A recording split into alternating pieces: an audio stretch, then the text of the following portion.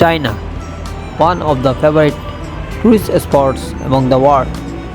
During my journey, I traveled popular spots in Guangzhou. The Canton Tower, 600 meter tall, the tallest TV tower in China and the third tallest TV tower in the world. During break, I checked popular coffee shops at Starbucks, barbecue chicken at barbecue shop in Guangzhou, China. China is also famous for shopping. During my stay in China, I stayed at Vienna International Hotel. Vienna International Hotel is a large chain business hotel primarily located in China with many branches in various cities and regions. Vienna International Hotel generally offers comfortable European style accommodations with amenities tailored for both business and leisure travelers. Vienna International Hotel offers free Wi-Fi and shuttle service to both the airport and Disneyland. Amenities: laundry service, room service, wheelchair accessible entrance, restaurant, Asian cuisine, vegetarian options, free on-site parking, free Wi-Fi, luggage storage, and many more.